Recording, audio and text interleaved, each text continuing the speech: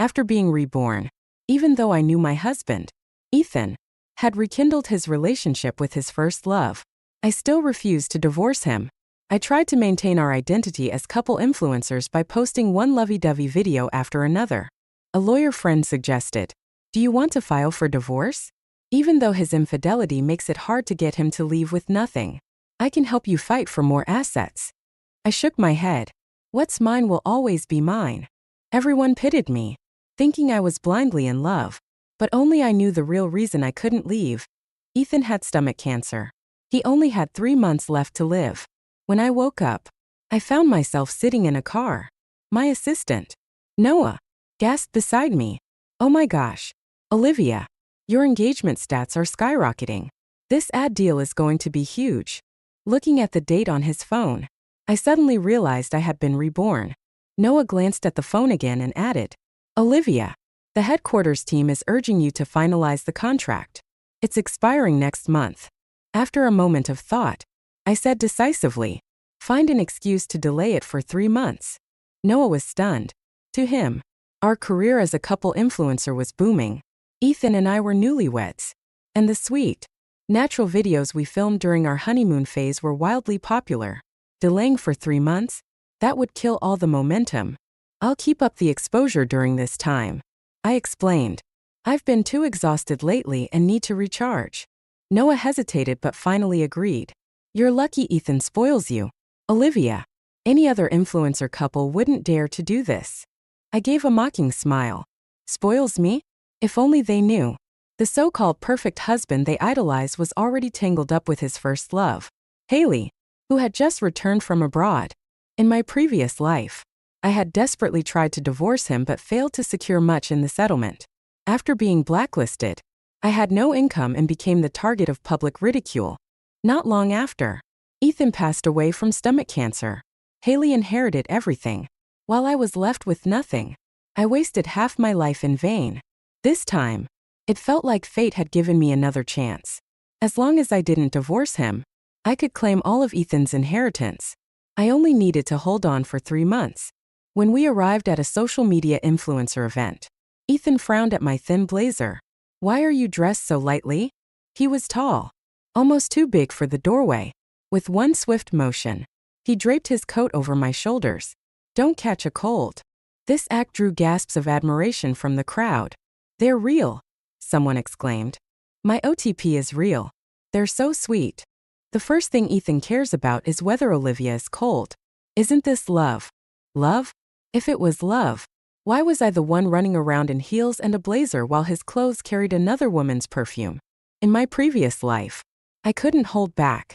In front of fans, I confronted Ethan about the perfume. The moment was caught on camera, and within hours, our couple account lost half its followers. The company claimed I had damaged our brand and demanded a hefty penalty fee. Back then, I was overwhelmed with grievances and kept pressing Ethan for answers. The tenderness in his eyes vanished, replaced by barely concealed anger. "Olivia, haven't you caused enough trouble? Haven't you paid enough yet?" Later, he used this as an excuse to divorce me. The company extorted another large sum, leaving me so broke I couldn't even afford heating in the winter. I shivered in the cold while he traveled the world with Haley, visiting the Louvre one moment, gondola rides in Venice the next. This time, I would let Ethan lavish his affection on Haley. All I wanted was his entire estate. Forcing a suitable smile, I slipped off his coat. "I'm not cold anymore." Leaning close to his ear, I whispered, "Your cologne is too strong. It smells awful." Ethan froze, his eyes flashing with panic, as if afraid I'd make a scene. He quickly lowered his voice and explained, "It's nothing. Haley just got back from overseas. In an unfamiliar place." I couldn't help but show a bit more care. Ethan began to explain, "Once she stabilizes." "It's fine," I interrupted, giving a polite smile to the fans snapping pictures nearby. "I don't mind." Ethan looked at me with a puzzled expression. When we got home, Ethan went to cook while I set up the camera and headed to the bathroom for a shower. By the time I came out, he was just placing the dishes on the table. To those who didn't know the truth, this scene made him look like the perfect husband. People praised him online, saying he loved his wife so much that he didn't let her cook or do housework. They admired his good looks, talent, and thoughtfulness. But behind it all were the perfectly framed shots I had carefully arranged to highlight his best angles and the warm, loving videos I spent countless late nights editing with painstaking care. Ethan sat down but froze when he noticed something. I had turned off the camera and pulled out my phone, watching a few video editing tutorials as I absent-mindedly picked at the food. The clinking of utensils echoed through the empty house, with the voices from the video on my phone being the only thing breaking the silence. After dinner, as I was heading to the bedroom to edit videos, Ethan grabbed my hand. "Olivia, can you stop being mad at me?" he said softly, almost pleading. He thought I was angry, but I'd spent all my anger in my previous life, when I was relentlessly attacked online. If he had stepped up to clarify even a little, I wouldn't have spiraled into depression. When we were forced to keep filming couple videos post-divorce because of contract obligations. If he hadn't hired Haley as a photography assistant, I wouldn't have broken down completely. All those disappointments had accumulated, leaving me numb rather than angry. Ethan continued to explain. Haley's family went bankrupt. I just see her as the little sister from next door. When he saw that I remained unmoved, his grip loosened slightly, and his voice carried a hint of frustration. "Can't you have a little empathy? She's really struggling. You used to be such a kind, compassionate woman. How did you become so cold-hearted all of a sudden?" He didn't realize how gentle his eyes became whenever he mentioned the little sister from next door. I had no desire to argue further. As I turned toward the study, I let out a small laugh and said, Sure. Go ahead and take care of her." Not long after, I heard the sound of hurried footsteps descending the stairs. Checking my phone, I saw Haley had posted a photo of herself in a hospital getting an IV drip. In the past, I would have gone to the hospital to demand answers. Now, I couldn't be bothered. Let him stay up all night comforting his little sweetheart. No wonder he died so young. Ethan didn't come home that night. But for once, I had a good night's sleep. A world without insults or ringing ears was something I hadn't experienced in a long time. The next morning, I calculated the timing and contacted the company to update the payment account to one under my name. I meticulously reviewed every contract to ensure there were no false expense claims on Ethan's part. Afterward, I uploaded a video I had edited previously. The footage was from a shoot not long ago, back when I didn't know about Haley. In the video, I was all smiles, holding our marriage certificate as if I'd grasped happiness itself. The clips transitioned seamlessly, from me in my wedding dress to Ethan in his tuxedo. We were laughing, genuine warmth radiating between us. The comments section was filled with congratulations and well wishes. I stared at the screen, suddenly feeling a deep sense of boredom. They didn't know that on the night we got our marriage certificate, Ethan hadn't even stayed home. I called him dozens of times, but he didn't answer. Where was he? Oh, right. He was at the airport, picking up his first love. A cold draft made me shiver, prompting me to get up and close the window. Rain had started to fall. Later that day, I contacted a friend in the insurance business to add several additional policies for Ethan. After confirming multiple times that stomach cancer deaths were covered under the claims, I signed the paperwork. I was the sole beneficiary. By the time I left, it was already evening. My friend, relieved to have closed a deal, insisted on treating me to a nice dinner. "You're such a busy person now," my friend teased. "We barely see you all year. You must be making a fortune." I let out a bitter laugh. If it weren't for my recent checks of the finances, I wouldn't have discovered how much money Ethan had secretly hidden away. A $15,000 ad deal. He told me it was only $3,000 and gave me half, $1,500. But when I reviewed the transfer records, I saw that the entire $1,500 had been sent to Haley. I had to admit, he balanced those two bowls of water perfectly. I glanced out the window and saw Ethan walking by. His face was flushed, his steps unsteady. He looked feverish. In the past, even the slightest sign of illness in him would send me into a frenzy of care. I'd hover over him like an ant on a hot stove, meticulously attending to his needs and consulting my doctor friends for tips on how to make him recover faster. Back then, he'd coax me gently. "Olivia, get some rest. If you fall ill, it's not worth it." But now, I turned away. pretending not to see him, and continued chatting enthusiastically with my friend. Even so, I could feel his gaze lingering on me. As we headed out the door, I suddenly heard him call my name. Turning around, I saw Ethan standing behind me. I hadn't noticed when he'd gotten there. His voice was as gentle as ever, just like it had been on our wedding day. I had once believed he was inherently kind and tender, unshaken even by the biggest storms. But just a few days ago, I overheard him on the phone with Haley, anxiously asking about her health. For the first time, his calm composure cracked. Now, he spoke softly again. It's been a long time since we went for a walk together. Want to go? I found it laughable. Newlyweds were supposed to be in their honeymoon phase. Yet he had spent his time with another woman. And now, amidst his busy schedule of taking care of her, he managed to squeeze in a moment for his wife, inviting me for a winter stroll in the freezing cold. No thanks. It's too cold.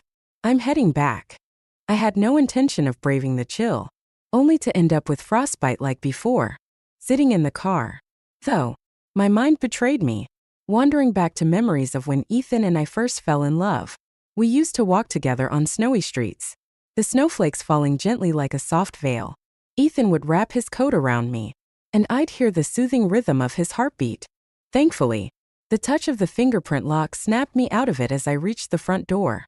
Back in the study, I opened my laptop and started working with the video footage I had on hand. Those memories, those feelings, they were all illusions. The only thing reliable in this world is what you can hold firmly in your hands. Before long, Ethan came home. He knocked on the door to my study and, in a voice tinged with grievance, said, "Olivia, I'm sick." My thoughts were still elsewhere when I instinctively replied, "Then go to the hospital. I'm not a doctor." He paused for a moment. Then, seeing that I didn't react further, his frustration bubbled over. "You're not like this. You used to take care of me whenever I was sick. You used to put me first in everything. What's happened to you?" "What's happened to me? I've learned my lesson. What did putting him first ever get me? It got me dragged into endless online scandals, publicly humiliated. When I sought the truth from him, I got nothing but his impatient scorn. Look at yourself. You're a mess. Stop acting like a crazy woman every day. You're embarrassing to be around." He had used love to drive me to madness, then despised me for it. And now, when I no longer loved him, he had the audacity to cling to me. How absurd. In a soft voice, I replied, "Don't overthink it. Go to bed early. Even if I fuss over you, your illness won't heal any faster." He stood silently behind me for a long time, saying nothing. These days, I focused on my work and studies. I didn't know when Ethan went out, when he came back, or where he went. I never questioned these issues. I only called Ethan back when I ran out of video footage and needed more to post. Sometimes, after we finished filming another warm and loving video, I could sense that he wanted to say something to me. But before he could open his mouth, I would turn and go back to the study to continue editing. Whenever I felt too tired to keep going, I would look down at my hands. They appeared smooth and beautiful, untouched by hardship. Once, I had dreamed of going to Iceland. Ethan had promised to take me there. Now, I still wanted to go, but with my own hands, I would make it happen. Sometimes, I could hear his footsteps pacing outside the study door. Other times, I could tell he lay awake in bed for a long time, waiting for me. Yet we said nothing to each other. I was exhausted. Learning kept me busy, and work wore me out. The moment my head hit the pillow, I would fall asleep. One night, as I was drifting off, Ethan wrapped an arm around my waist. I recoiled like I had been touched by a venomous snake, moving far away from him. His face went blank. "You're avoiding me," he said softly. Half asleep, I mumbled dismissively, "You're overthinking it. I'm just too tired." Ethan lowered his gaze, a trace of sadness crossing his face. But I didn't have the time or energy to care. There was still so much I needed to do. Things became busier after that. The company asked both of us to visit headquarters, promising a surprise. When we arrived, I discovered it was a celebration for our account's 4-year anniversary. I was surprised, perhaps because I hadn't openly torn everything apart this time. The trajectory of events had changed entirely. As we stepped inside, a large screen displayed our wedding photo. Then, a video began to play. Behind-the-scenes footage I hadn't published. In one clip, Ethan was holding a bowl and chopsticks, but they slipped from his hands, shattering on the floor along with the rice. He looked devastated. "It's my fault. I messed up again." I patted his head reassuringly. "It's fine. 3 takes aren't a big deal. Even big-time directors shoot a dozen takes for a single scene. Let's keep trying." The scene shifted to the early days of our account. Ethan and I were lying side by side on the couch, staring at our phones. Every few seconds, one of us would reach up to refresh the page. "Why is it still stuck at 99 followers?" I muttered, frustrated. Ethan, seeing how down I was, pulled me into a hug. 99 is great. It's not bad at all." Just then, I let out a loud squeal. 100. We hit 100. Ethan didn't get annoyed at being interrupted. Instead, he looked at me with that same gentle expression. The video transitioned again. This time to 2 years ago. Ethan was staring blankly at his phone, looking lost. His mother had fallen gravely ill, and our account's income wasn't enough to cover her medical expenses. As I walked out of a company meeting, Ethan rushed toward me, his face full of anxiety. "How did it go? Did you secure the deal?" I had planned to tease him, but seeing the worry on his face, I couldn't bring myself to do it. I pulled out the signed contract and waved it in front of him. "Ta-da! We got it. This will cover your mom's medical bills." Ethan broke down in tears in front of the camera. The next scene was from our wedding. By then, I had become more composed. Smiling at the camera, I held up our marriage certificate. "We're married." "Wait. Let's cut that part and shoot it again," I said in the video. "We're married." The footage was intimate and heartfelt, capturing genuine emotions. Yet, the background music, whoever chose it, was set to a melancholic song. The sorrowful melody tugged at the heartstrings. I turned to glance at Ethan. His eyelashes were damp, tears shimmering in his eyes. I raised the camera to record the moment, my heart untouched. This was just more footage, enough to put together another video. Smiling politely, I picked up a knife and sliced a piece of cake, maintaining a composed and gentle demeanor. With calm composure, I thanked everyone. "Thank you all so much. You've truly put a lot of effort into this. Let's all share the cake. I hope everyone continues to have great success in the future." Each person who came to take a slice offered me their well wishes, saying things like, "Wishing you many children soon." I accepted every blessing with a genuine smile, without a trace of pretense. Once the crowd dispersed, Ethan was still standing there, staring at me intently. I didn't acknowledge him and simply turned to leave.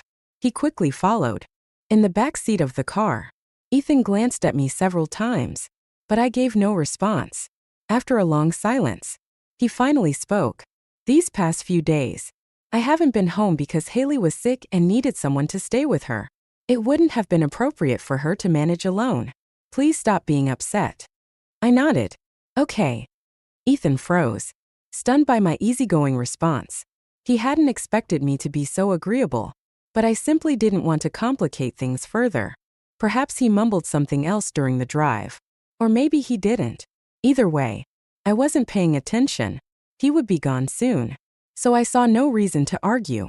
Instead, my thoughts drifted to how I could transition our couple influencer account into a solo career. After this contract, it might be better to work independently. Ideally, I'd ride the wave of Ethan's remaining popularity for one last boost before shifting into being a travel influencer. The thought of future success brightened my mood. Even my steps felt lighter as I walked upstairs. I decided to sell this house and upgrade to a larger, open-plan apartment. Just as I was about to enter the study to edit videos, Ethan stopped me. "Olivia, we need to talk." I pushed his hand aside and replied cheerfully, "Not today. I'm busy." Then I closed the door behind me and got to work on my computer. Shortly after, I received a call from headquarters. "Olivia, what do you think about the contract?" The operations team also sent me a message, apologizing that they hadn't been able to stop headquarters from escalating the issue. The caller on the line grew more insistent. I let out a cold laugh. "I need at least 3 months of rest. We'll discuss everything after that." But Ethan already signed the agreement, they replied. Anger flared within me briefly, but I quickly calmed down. Then billed him a new account. Maybe you're unaware, but this account's ownership is under my name. I hung up the call and started browsing online for a luxuriously comfortable bed. In my past life, I had prayed countless times for Ethan to come home, hoping he would find his way back to our family. But soon, I became entangled in the nightmare of lawsuits. After that, I got used to being on my own. This time, I decided to sleep in the study. At dawn, I got up and found that Ethan had already prepared breakfast. He'd made steamed eggs, a dish I liked, which was rare, especially since no cameras were rolling. Ethan sat at the table, uncharacteristically nervous. Under his expectant gaze, I took a bite. To my surprise, it tasted good. Seeing this, Ethan smiled. Thanks, I said. His smile froze instantly. We're married. You don't need to thank me. I nodded but didn't say anything else. Unable to hold back, he asked again. Olivia, do you have time today? I shook my head again. Not today. I'm going to register a new studio. There's a lot of work to do, and I don't have time to sit around and sort out leftover issues with you. Ethan's expression darkened, but he had no choice but to agree. Registering the studio wasn't too complicated, though there was quite a bit of paperwork to fill out. I brought along a lawyer friend, both for company and to discuss potential financial risks while we were at it. The lawyer suggested we visit a trendy new restaurant that had recently opened. Getting a table there wasn't easy, but just as we arrived, someone ahead of us gave up their spot. I quickly took their reservation number.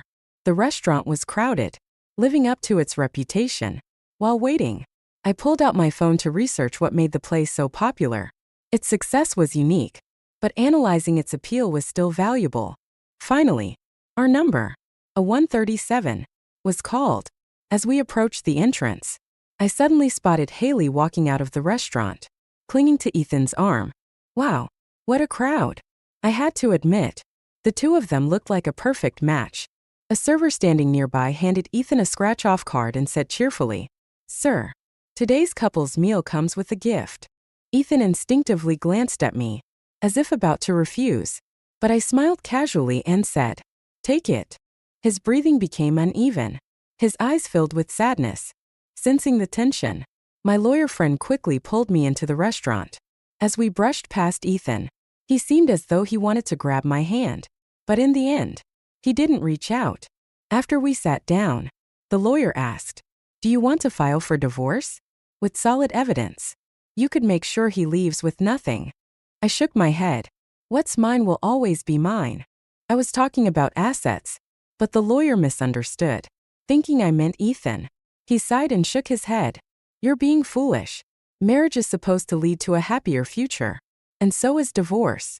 I paused, caught off guard. In my previous life, I had allowed the endless waves of insults to become my entire world, never realizing that the friends around me were wholeheartedly supporting me. I smiled faintly and deflected with a few excuses.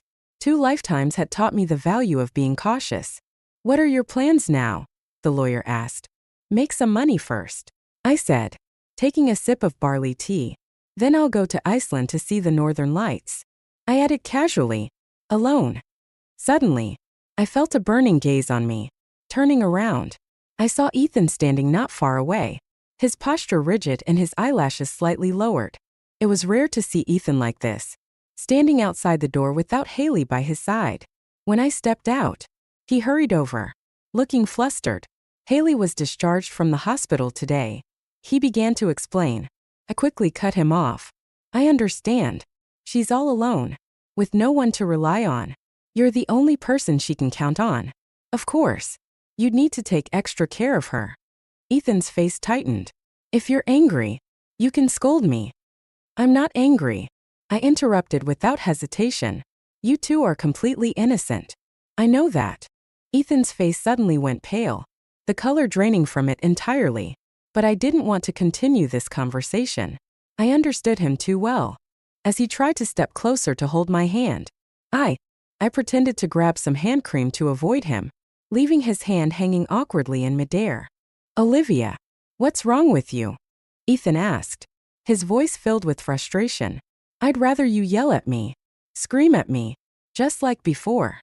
I acted as though I hadn't heard him, but he wouldn't give up. "Olivia, let's go to Iceland together. Let's see the northern lights. Isn't that something you've always wanted to do?"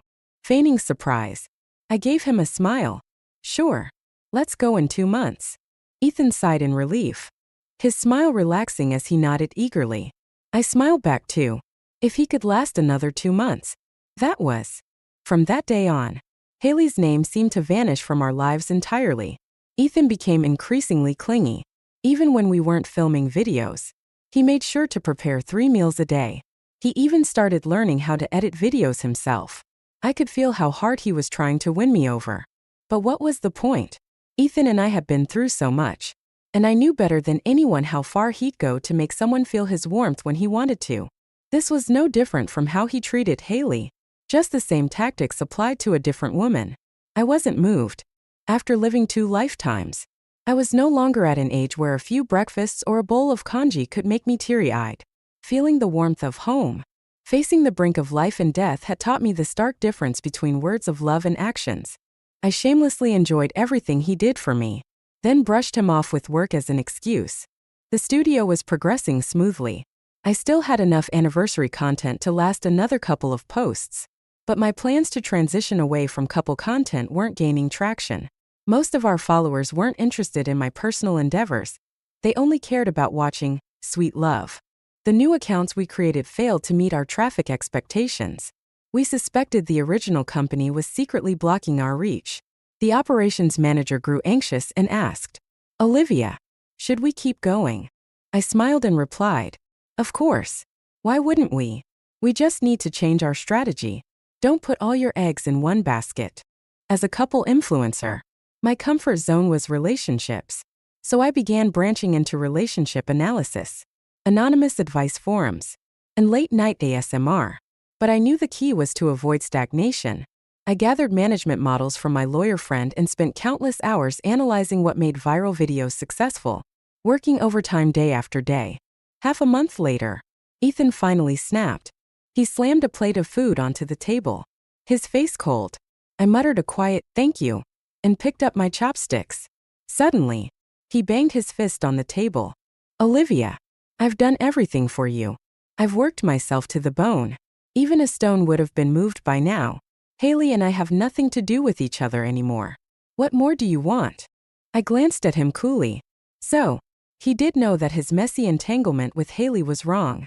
Yet, he still did it. All his previous excuses crumbled under their own weight. It was nothing more than self-deception. I took a sip of tea, my expression indifferent. "Ethan, I remember when you used to be kind, considerate, and empathetic. Look at what you've become now." He tried to retort, but I cut him off. "My studio is just getting started. Do you know how difficult it would be without me?" I shook my head, disapproving. "You're being incredibly childish." Ethan was left speechless, his mouth opening and closing as if searching for words. I quickly finished my breakfast, grabbed my briefcase, and headed out. "I'll be working late tonight. Don't bother making dinner," I said over my shoulder. Before closing the door, I shot him a faint smile. "Take some time to calm down." There was no need for Ethan to work so hard to win me over, just as I shouldn't have tried so hard to please him back then. But when you're in the thick of it, it's hard to see that the love built on whispers and soft smiles had already been drained away, just like his life was now. As I got into the car, ready to leave, the back door suddenly opened, and Haley climbed in. Her heavily made-up face couldn't hide how pale she looked. Before I could say anything, Haley extended her hand with a smug expression, showing off a bracelet. "Ethan bought this for me." I just glanced at it, and he immediately got it for me. I glanced in the rearview mirror at the bracelet. It was something I had once wanted as well, but back then, it was too expensive for me to afford. Later, when I could afford it, I no longer cared enough to buy it. Seeing that I wasn't reacting, Haley brushed her hair back to reveal a pair of gemstone earrings, expensive and rare. I patiently watched as she proudly displayed her treasures like a jewelry merchant, waiting for her to run out of things to show before she finally got to the point. "Thank you for taking care of Ethan while I wasn't around." But his heart belongs to me. You should divorce him and give him back to me. I wasn't wearing a ring or any jewelry. I had dressed simply in flat sneakers for driving. Yet, somehow, Haley seemed to shrink in my presence. Calmly, I replied, "If I were you, I'd use evidence of our time together to demand some money from him." Haley scoffed. "Ethan says he loves me. He's going to divorce you. You're the only obstacle in our way." I tilted my head slightly. "He's never mentioned divorce to me." Her face froze.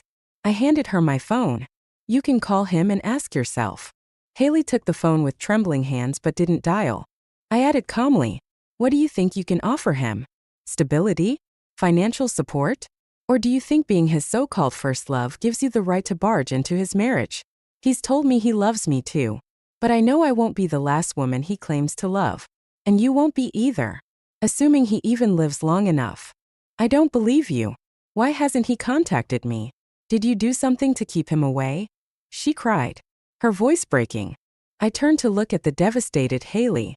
"If you'd like, I can help arrange for you to meet him so you can talk things out. But I hope you keep your relationship drama out of my life." At that moment, I heard a noise. Turning around, I saw Ethan standing outside the car, his face pale as a sheet. Without a word, he grabbed Haley and dragged her out of the car. "Who told you to come here and bother her? Get out." Haley struggled but eventually left after Ethan's outburst. He turned back to me, scrambling to explain. "I didn't ask her to come. She came on her own." I gave him a cold glance. "And does that make any difference? Isn't this mess something you brought into my life? Regardless of how it happened." Without waiting for a response, I started the car and drove off to the studio. For the next week, I threw myself into work, staying at the studio and even sleeping there. When I finally came home, I was greeted by the stench of alcohol. The house was a mess. Ethan was sitting on the floor, unkempt and disheveled, with bloodshot eyes. When he saw me, he froze, then stumbled toward me, his gaze unfocused. "It's real," he mumbled, grabbing my hand. "This isn't a dream. You're really back. Why didn't you say anything? You just disappeared." He trailed off, his expression turning blank. It seemed to hit him then, the way he had disappeared to stay with Haley, with no explanation or contact, only to reappear later as if nothing had happened. And now, he was experiencing the exact same thing. Ethan trembled as he leaned closer to my ear and left a cautious kiss, the strong smell of alcohol clinging to him. I felt nauseated. "I'm tired. Don't touch me," I said flatly. His eyelashes glistened with moisture as he lowered his head, pressing his lips to the side of my neck. "I miss you," he whispered. I pushed him onto the bed, stepped out, and closed the door behind me. "Take some time to calm down." Ethan stared at me in shock, unable to believe I had locked him inside the house. "Olivia, let me out," he shouted. I didn't respond. After a while, I heard sporadic noises from the room. Only when the sounds quieted down did I open the door. Ethan was lying on the floor in a disheveled state, his expensive clothes stained with blood. The people who idolized him as the perfect husband, didn't know the truth. The perfect man they revered had tangled himself with Haley the moment she returned. But as life approached its final stage, even the strongest became unbearably fragile. Ethan was admitted to the ICU. When I saw him again, he was holding a lab report. As I entered the room, he gave me a pitiful smile. "Olivia, we could have been happy, right?" he asked. "Right." "No," I replied firmly. "Even without Haley, there would have been someone else. Maybe it would have been Alice, Amy, or any number of women whose names I don't even know. You, Ethan, are like a bird that perches briefly on the branches of women's lives before flying off to the next one. Haley was just the most recent branch." Ethan's gaze lingered on me, his eyes filled with longing. "Olivia, will you come back to see me?" My feelings toward him were complicated. I had loved him and hated him. But now, as he was truly nearing the end, none of it seemed to matter anymore. "Maybe," I said nonchalantly, clapping my hands as I turned and walked out of the hospital, moving against the flow of people. Ethan passed away 2 weeks later. I took the opportunity to post on our couple's account, announcing that I was heartbroken by the death of my beloved and needed time to heal through travel. This time, no one criticized me. A few months later, I successfully transitioned into a full-time travel influencer. Mentions of Ethan dwindled across the internet. At the end of the year, I boarded a plane to Iceland. Oh, and the ticket? I bought it using Ethan's inheritance. My luck wasn't great. I didn't get to see the northern lights. But that's okay. I still have plenty of time to chase them at my own pace.